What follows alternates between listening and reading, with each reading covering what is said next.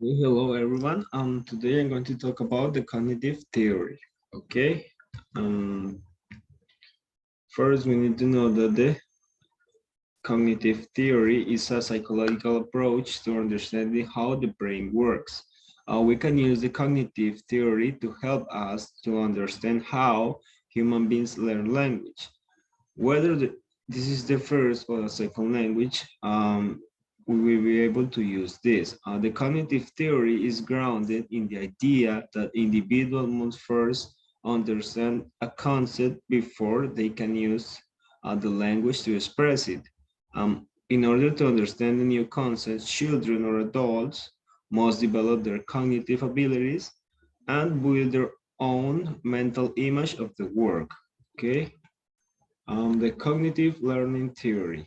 Okay, the cognitive learning theory of a language acquisition was first proposed by the psychologist Jean Piaget in 1930s. Piaget believed that language learning is closely linked to the maturation and development of the human brain. He stated exposure to the world allows a child mind to develop in turns, allowing a language to develop. The main principle of cognitive theory is the idea that children are born with a limited cognitive ability that must develop over the time. I mean, as the baby grows in a toddler, then in a child, then a teenager, their cognitive abilities also increase due to their life experience. The cognitive theorists believe that with developments of the cognitive abilities come the development of language. Okay, so um, in 1936, Piaget introduced his cognitive development, the theory, and broke the development process down into four stages that are the sensorimotor stage, the pre-operational stage, the concrete operational, and the formal operational stage, okay? As the children develop from one stage to the next, they expand their knowledge. It is helpful to think of this process in terms of building blocks. The children develop or build a mental image of the work block by block. So Piaget referred to this block of knowledge or as schemas. So Piaget and the cognitive development theory. Um, Piaget believed that the way children think is fundamentally different from how adults think. This theory was pretty groundbreaking at the time as before Piaget. People often thought in the children as mini adults, but Piaget theory was very influenced by in the field of language acquisition and helped directly link language learning with intellectual development. So Piaget suggests that the language and the cognitive skill are directly related and that the stronger cognitive skill lead to the stronger language skill. So the Piaget theory of cognitive development remain influentially in language teaching today. So it says that the principal goal of education in school should be creating men and women who are capable of doing new things, not simply repeating what other generations have done. So the next one are the schemes. So Pella believed that the knowledge could not simply emerge from experience. Instead, an existing structure that is necessary to help make sense of the work. He believed that children are born with a primary mental structure upon which all new knowledge can be built. He suggests that the cognitive mental growth is constant at each stage of development. Piaget named this concept as knowledge schemes. It is helpful to think of the scheme of a building blocks that children use to build their mental representation of the world. So Piaget saw that children as constantly creating and recreating the model of reality based upon these schemes. So there is an example here about what is a scheme. For example, the children can build a scheme for cats, the word cat. At first, they will see a singular cat, hear the word cat, and associate the two. Wherever the term cat will eventually become associated with all the cats over the time. While the schema for cats is still in the development stage, the child might accidentally associate a small four-legged furry friends with the word cat. Concerning language acquisition, Piaget suggests that children can only use a specific linguistic structure once they have already understood the concept of the past. I mean, the concept involved. For example, Piaget argued that child cannot use the past tense until they have understood the concept of past. So there are four stages of cognitive development that Piaget's theory cognitive development revolves around the central idea that intelligence develops as children grow.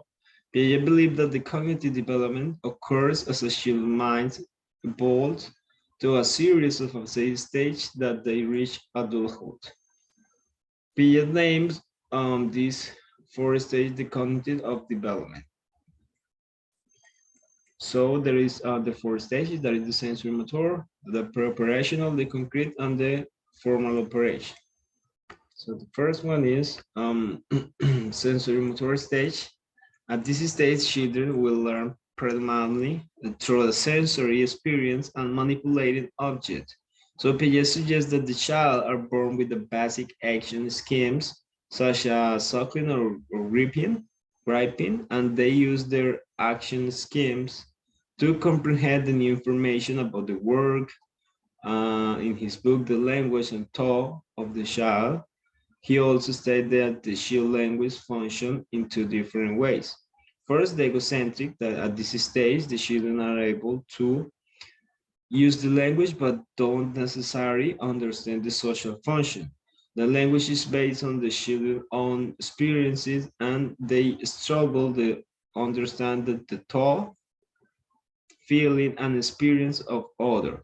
The other is the socialized, in which children being used the language as a tool to communicate with others. During the sensory motor stage, children language is very egocentric and they communicate for themselves. The other stage is the pre-operational stage. So children begin to develop symbolism, thought, and can create an internal representation of the world via language and mental image. So this means that they are able to talk about things beyond their here and now, such as the past, the future, and other feelings. Piaget notes that during this stage, children language make rapid progress and the development of their mental schemes allow them to pick up many new words quickly. So children will also begin to form a basic sentences, moving away from one word utterance. So instead of saying out, the child maybe say, mommy go out, or children cannot yet think logical, but still have a very egocentric view of the world. So the next stage is the concrete operational state, in which the children begin to think more logically about concrete events and solve problems. Wherever thinking is still very literally, according to the Piaget, children language develop at this stage highlights a change to thinking from a logical to illogical and egocentric to socialized. So the next one is the formal operational stage, the final stage of cognitive. This is the final stage of cognitive development, involves increased logical thought and the beginning of this ability to understand more abstract and theoretical concepts. Teenagers begin to think more about philosophical, ethical, and political ideas that requires a deeper theoretical understanding. So Pierre stated that no stage can be missed out during the cognitive development, wherever the rate at which children develop may vary, and some individuals never reach their final stage. So for example,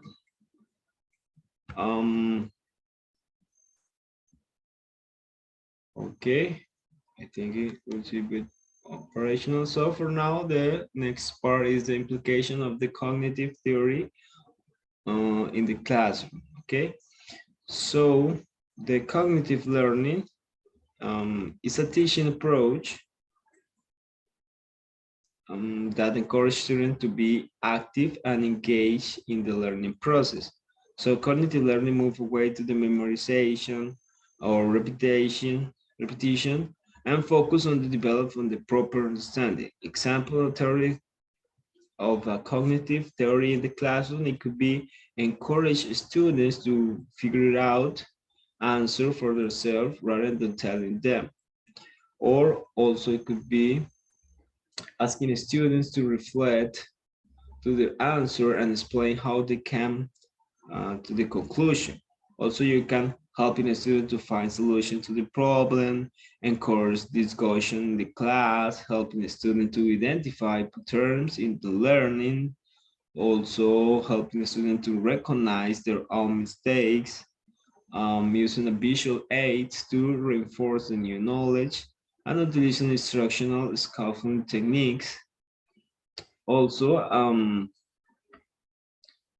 the teacher may follow a cognitive approach by choosing a topic or subject that their students are familiar with and expanding upon it, adding a new information and asking to the student to discuss and reflect upon along the way.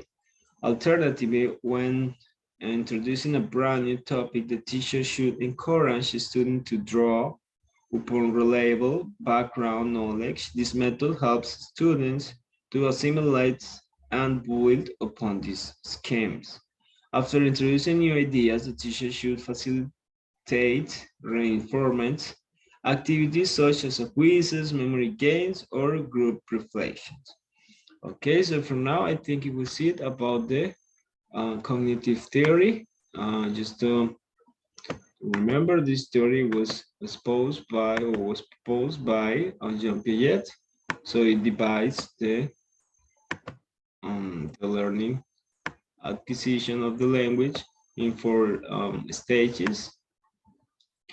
And well, I think it should be all. Have a great day. Bye bye.